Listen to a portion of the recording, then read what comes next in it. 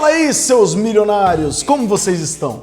Eu tenho certeza que muitos de vocês não investem na bolsa ainda porque acha muito complicado ou arriscado demais. E se eu te disser que existe uma espécie de ativos em que você não precisa ficar analisando os fundamentos da empresa, fazendo os cálculos e vendo balanço patrimonial e ainda tem um gestor que vai fazer tudo isso para você? Então, conheça agora os ETFs.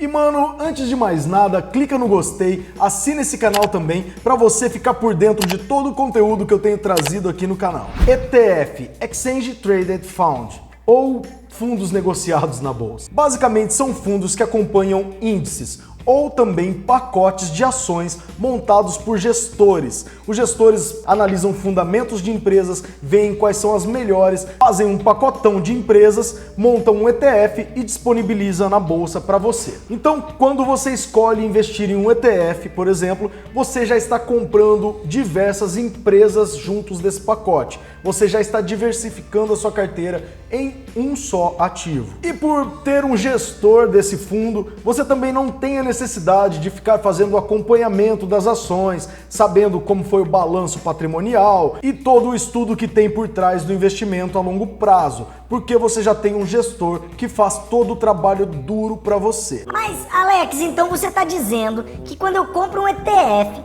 eu estou comprando junto uma pessoa que vai fazer toda a gestão disso para mim? Sim, meu caro, mas não se engane, não existe almoço grátis. Todo ETF tem o gestor, mas todo gestor tem a sua taxa administrativa, que ao meu ver também é mais do que justo, porque a pessoa está trabalhando, está fazendo todo o desenvolvimento, o desempenho do ETF depende dele, então mais do que justo ele receber um valor por isso. Só que antes da gente falar dessas taxas, é importante a gente entender que existe dois tipos de ETF. Existem fundos de ações e ETFs baseados em índice. Os fundos de índice que replicam o desempenho do índice do Ibovespa, por exemplo, no caso do Brasil, e do índice Dow Jones, no caso dos Estados Unidos. E os fundos de ações, que, como falado no início do vídeo, é uma seleção de empresas que tem um gestor ativo com o objetivo de superar o seu benchmark. E aí, a taxa de gestão passiva de um fundo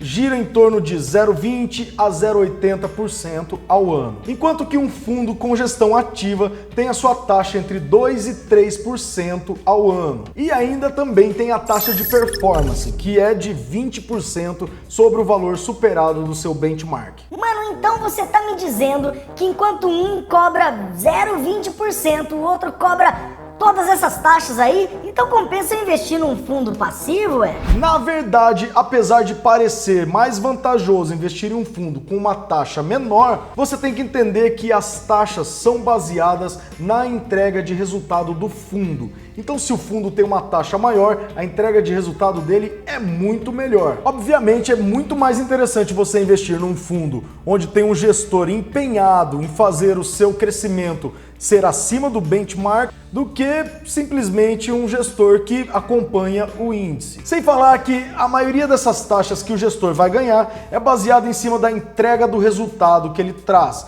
Então ele vai se dar ao máximo trabalho para trazer o maior resultado possível. Beleza, mas e quanto aos dividendos? Como é que eles são distribuídos? Nesse caso, os dividendos entram como uma espécie de reinvestimento nas ações. Então o gestor vai receber os dividendos e vai comprar mais ações para esse fundo. Em contrapartida, o fundo vai crescer o seu valor patrimonial. E os principais fundos de índice da bolsa hoje são o BOVA11, que está baseado no índice Bovespa. Então, quando você compra ele, basicamente é como você investir em todos os ativos listados na bolsa. Você vai acompanhar o índice Bovespa. O BRAX11, que acompanha o índice IBRX100, que são basicamente as 100 maiores empresas da bolsa hoje. E o IVVB11, que é o ETF que eu mais gosto, porque ele serve como uma proteção de carteira também, porque ele se baseia no índice do S&P 500,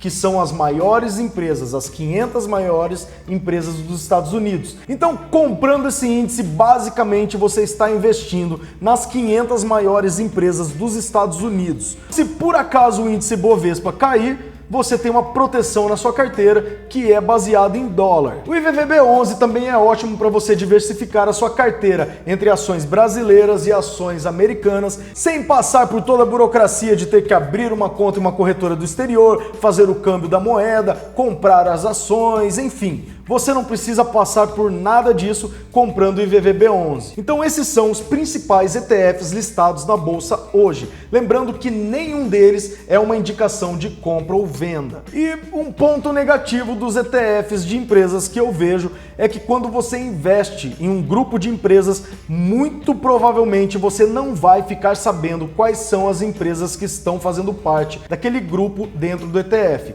Isso quer dizer que você vai estar investindo muitas vezes em empresas que podem não fazer parte do seu perfil de investidor. Como, por exemplo, se você é como eu, que não investe em empresas estatais que já tiveram problemas com corrupção, pode ser que você esteja investindo indiretamente comprando um ETF. E uma outra desvantagem que eu vejo é para o investidor de longo prazo, que tem a mentalidade de sócio, que é comprar e nunca mais vender aquela ação, viver de renda somente com os dividendos que são pagos todos os meses. No caso do ETF, que reinveste o dividendo e não entrega esse dividendo como uma mensalidade, o investidor a longo prazo não tem o seu salário mensal, digamos assim. No caso, para ele ter alguma coisa, ele teria que liquidar algumas ações durante alguns períodos de tempo. Porém, quando você liquida um ETF, você precisa pagar o imposto de renda. Já os dividendos são totalmente isentos de imposto de renda. Isso quer dizer que, de certa forma, você acaba perdendo um pouquinho a longo prazo. Mas, se você está começando na bolsa agora, eu aconselho sim